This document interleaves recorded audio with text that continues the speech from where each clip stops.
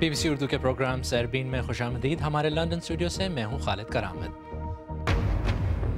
برطانیہ میں فنسبری پارک کے باہر نمازیوں پر حملے کے بعد یہ بحث زور پکڑ رہی ہے کہ حکام دائیں بازو کی شدت پسندی کو نظر انداز تو نہیں کر رہے۔ صدر ڈونلڈ ٹرمپ نے پیونگ یانگ سے امریکی اسٹوڈنٹ کی واپسی کے بعد انتقال پر شمالی کوریا کو ظالم حکومت قرار دیا ہے۔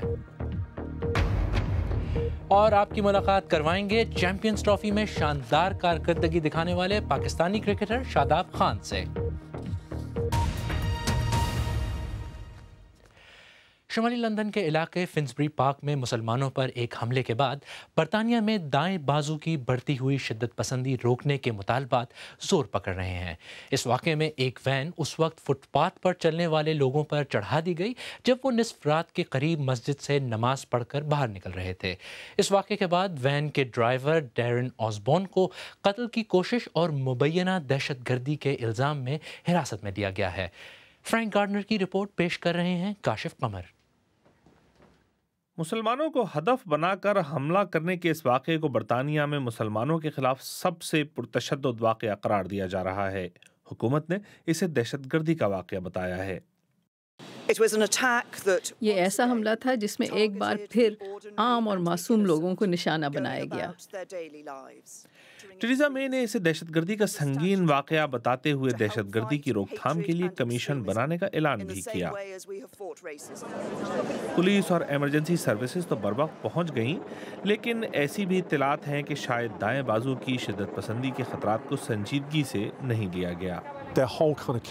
شدت پسندی اور بنیاد پرستی کے خاتمے کے ایجنڈے مسلمانوں میں شدت پسندی پر ہی مرکوز ہیں، لیکن گزشتہ چند سالوں میں دائیں بازو کی بڑھتی ہوئی شدت پسندی اور ایسے لوگ جو کہ اس شدت پسندی کو اپنا رہے ہیں ان کے بارے میں تشویش بڑھی ہے۔ برطانیہ میں دائیں بازو کی شدت پسندی ایک بڑھتا ہوا مسئلہ ہے۔ سال 2012 اور 13 کے دوران دائیں بازو کے 172 شدت پسندوں کی اطلاع پولیس کو دی گئی۔ 2015 اور 16 میں یہ تعداد 3 گنا بڑھ کر 561 ہو گئی۔ گزشتہ سال سے رواں برس مارچ تک دہشت گردی سے جڑی گرفتاریوں میں 16% کو مقامی دہشت گردی کی گرفتاریاں بتایا گیا ہے، لیکن ان کیسز کے بارے میں لوگوں کو کم ہی معلومات ہیں۔ ان کیسز کا جہادی تنظیموں جیسا پروپیگنڈا نہیں ہوتا۔ وہ دہشت گرد جو اکیلے ہی دہشت گردی کی منصوبہ بندی کرتے ہیں انہیں روکنا انتہائی مشکل ہوتا ہے۔ کافی سارے ایسے کیس ہیں جس میں لوگ اکیلے ہی دہشت گردی کی منصوبہ بندی کر کے مختلف اہداف کو نشانہ بناتے ہیں۔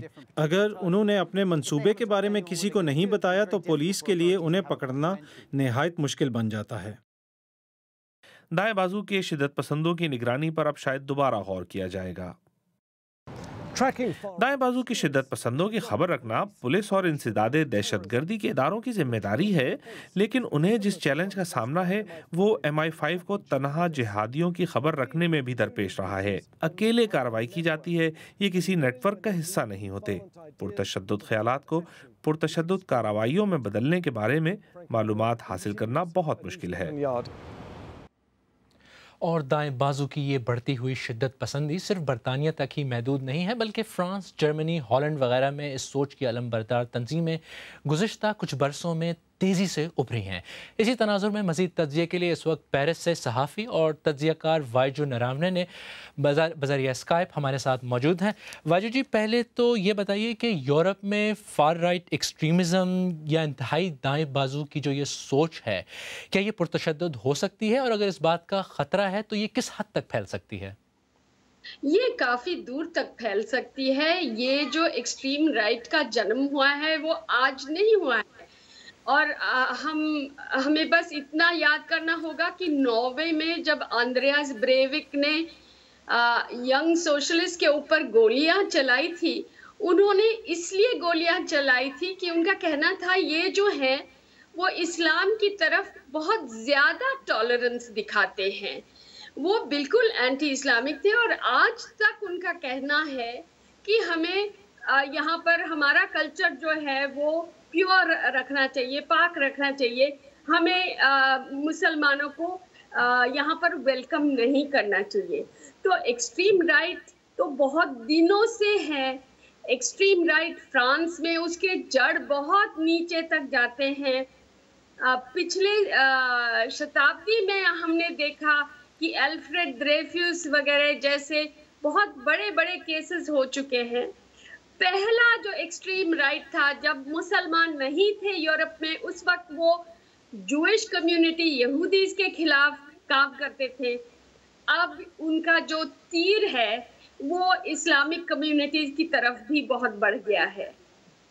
अच्छा वाजू जी, ये बताइए कि एक तासुर ये भी है कि माजी में जो ये राइट विंग एक्सट्रीमिज़म है या दाएं बाजू की सोच है, ये एक ख़ास तबके तक महदूद थी, लेकिन अब ये यूरोपीय मेन स्ट्रीम में आ गई है। क्या ये तासुर दुरुस्त है आपकी नज़र में? ये बिल्कुल ठीक है, क्योंकि अगर हम 20 साल पहले ख्याल करना चाहते थे तो एक्सट्रीम राइट विंग मारीन ले पेन की पार्टी कहीं भी नहीं आती थी। पहली बार 2002 में जब सेकेंड राउंड में सोशलिस्ट पार्टी हार के मारीन ले पेन के पिताजी सेकेंड राउंड में आ गए, उस वक्त 89% लोगों ने उनके खिलाफ वोट दिया। अच्छा। इस बार जब प्रेसिडेंशियल इलेक्शन में देखते हैं मारीन ले पेन को करीब 35% वोट मिले हैं, तो उनका तो बहुत बड़ा एडवांस हो गया है यहाँ पर।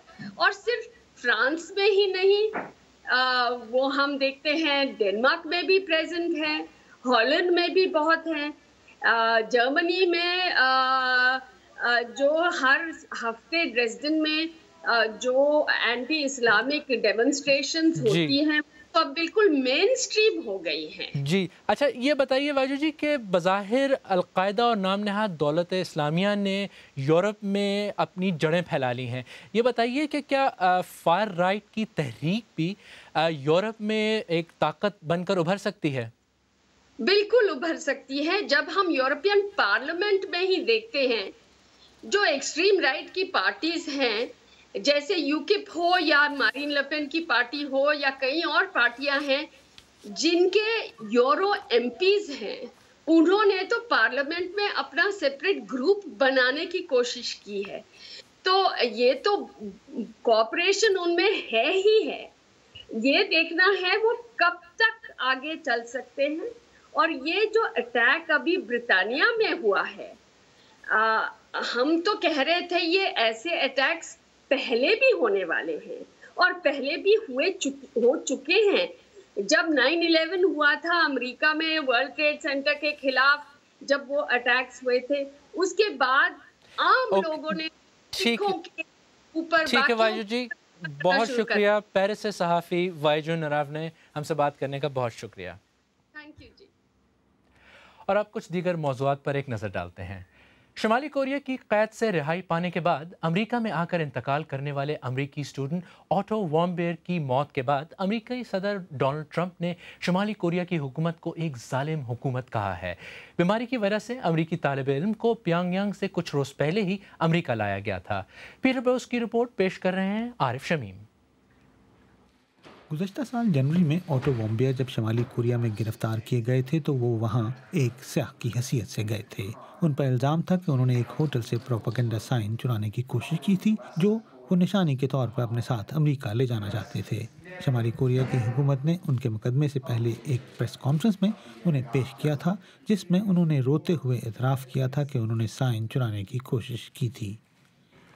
एक महीने के बाद यूनिवर्सिटी ऑफ वर्जीनिया के इकोनॉमिक्स के तालिब इल्म को शुमाली कोरिया की सुप्रीम कोर्ट में पेश किया गया। उन्हें 1 घंटे के मुकदमे के बाद ही कसूरवार पाया गया और 15 साल कैद बामशक्कत की सज़ा सुनाई गई।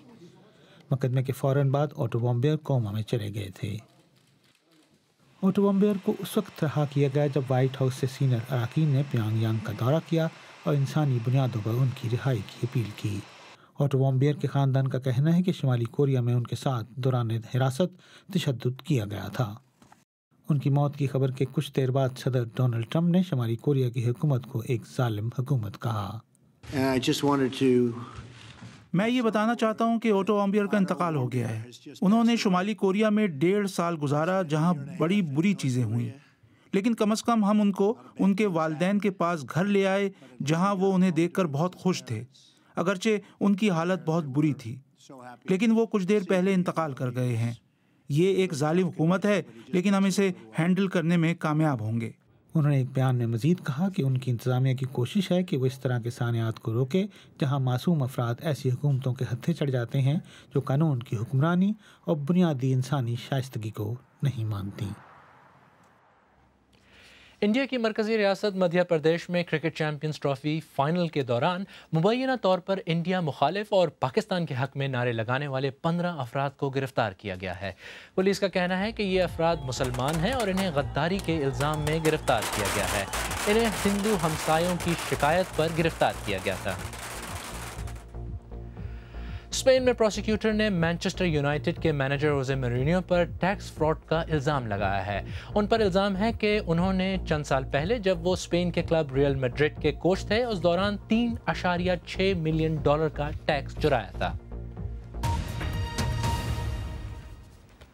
بی بی سی اردو کے پروگرام سیربین میں آگے چل کر دیکھیے گا کہ پاکستان کے ابھرتے ہوئے spin star Shadab Khan champions trophy جیتنے پر کیا کہتے ہیں،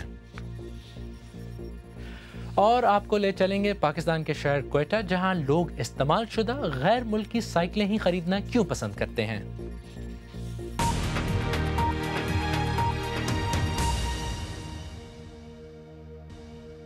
بی بی سی اردو کے پروگرام سیربین میں ایک بار پھر خوش آمدید، میں ہوں خالد کرامت۔ پاکستان کی کرکٹ ٹیم چیمپئنز ٹرافی میں فتح کے بعد آج وطن واپس پہنچی ہے۔ راولپنڈی میں نوجوان بالر شاداب خان کے گھر کے باہر صبح سے ہی اہل محلہ اور دور دور سے مبارکباد دینے کے لیے آنے والوں کا تانتا بندھا ہوا تھا۔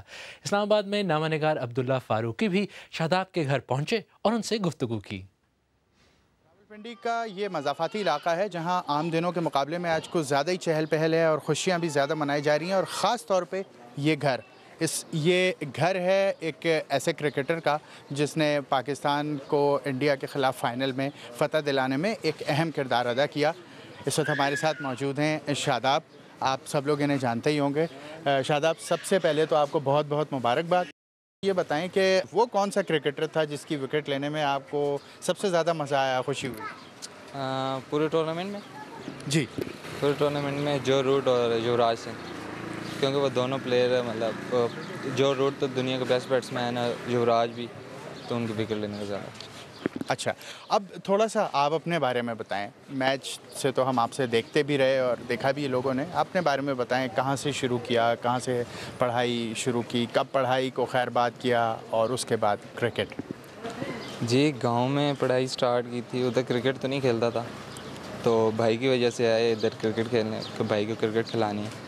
بھائی تو نہیں کھیل سکا، لیکن میں اس کے بعد کلب وغیرہ کھیلا، اس میں انڈر-16 کھیلا، اس میں ٹاپ کیا، پھر انڈر-19 میں ٹاپ کیا، پھر انڈر-19 ورلڈ کپ کھیلا، پاکستان اے کے ٹورس کیے، پھر پی ایس ایل کھیلا، پی ایس ایل کے بعد پھر پاکستان ٹیم میں۔ جب آپ نے بالنگ شروع کی تو آپ کو پتہ تھا کہ آپ اسپن بالنگ ہی کریں گے، فاسٹ بالنگ کرنے کا کبھی شوق ہوا؟